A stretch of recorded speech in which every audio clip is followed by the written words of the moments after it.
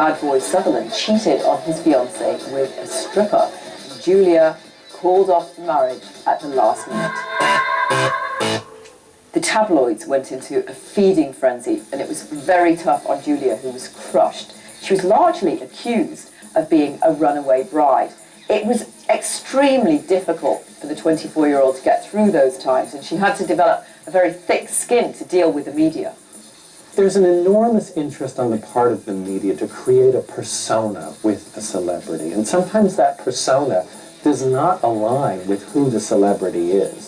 So you have to imagine every step of this person's life is analyzed, is discussed, and even the slightest misstep gets blown way out of proportion.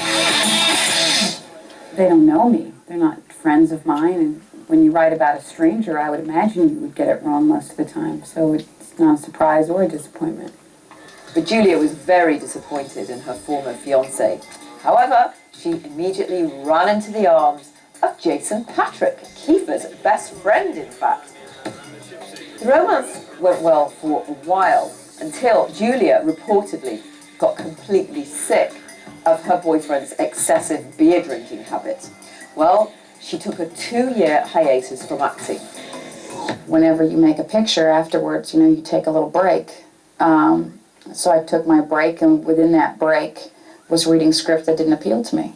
So it was really 2 years of looking for the right thing. The Pelican Brief had to be the right choice for Julia, because novelist John Grisham had actually written the novel with Julia in mind. Well, you can only prepare to a point for this particular kind of part, and I went down to Tulane Law School before the picture started and went to some classes there and talked to some people and sort of became familiar with that environment, which I knew nothing about, and found it all to be very interesting and could understand the appeal of it to someone like Darby Shaw. Julia was responsible for choosing her co-star, Denzel Washington.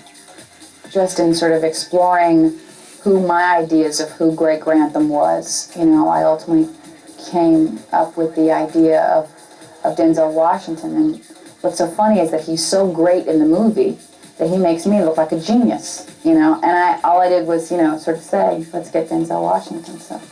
And when co-star Denzel Washington was asked why he accepted the role in Pelican Brief, he didn't hesitate with his answer.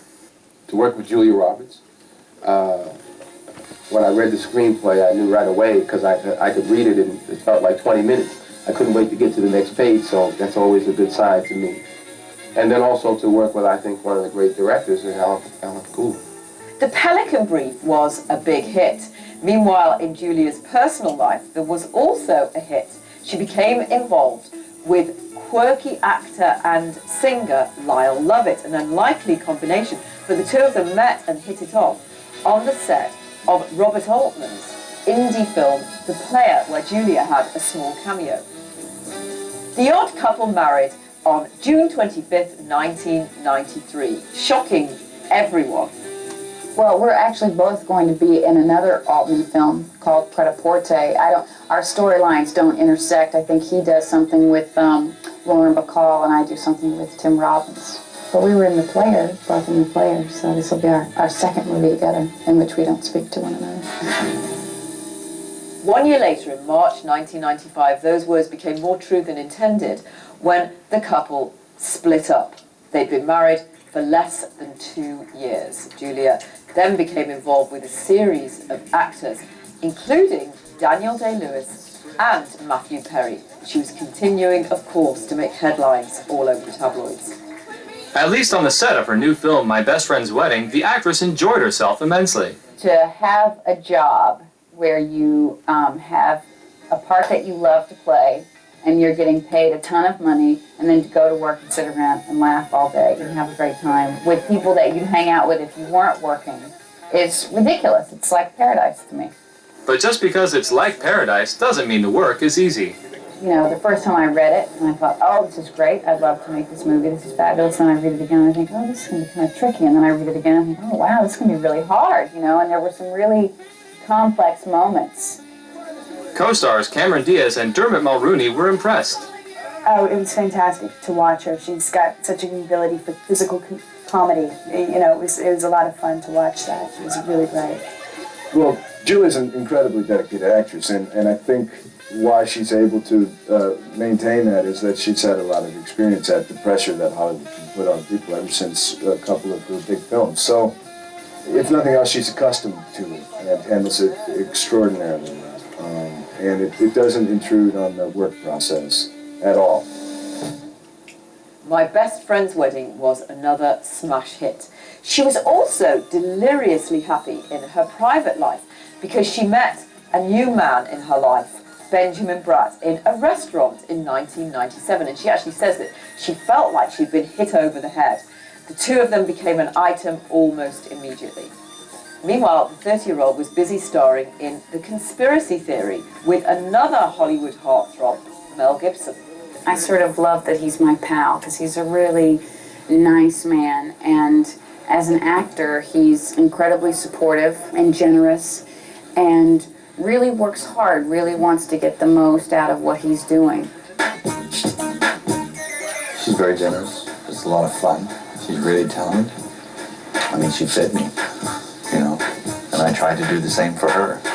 But she's very intelligent. You gotta really be on your mettle to keep up with her. Even though Julia turned down the lead role in Shakespeare in Love that won Gwyneth Paltrow an Oscar, 1998 and 1999 saw two more hits for The Pretty Woman, the drama Stepmom with Susan Sarandon, and the romantic comedy Notting Hill opposite Hugh Grant. I was happy to be in England last year with Roger and Michelle doing Notting Hill, which was really fun. It's fun going away. It's like having a working holiday. Also in 1999, Julia's fans finally got another taste of the original star-making recipe pairing the actress with Pretty Woman co-star Richard Gere. Runaway Bride was a perfect script for a rematch of actors and director Gary Marshall.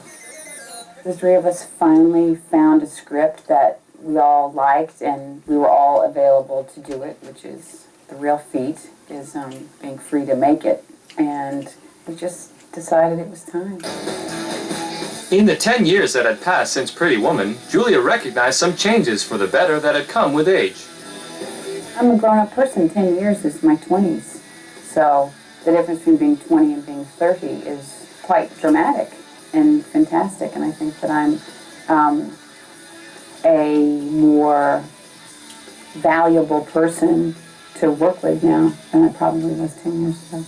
The knockout box office returns were proof that Julia and Richard's screen chemistry was as strong as ever. And then Julia decided to switch gears and take a part in a film based on the true story of a woman named Erin Brockovich. It's about a single mother with 3 children and this journey that she takes as she starts working as a secretary at a law firm and uncovers an injustice. Up next, Julia breaks a record. For this role, Julia was paid $20 million, becoming the highest paid actress by far in Hollywood.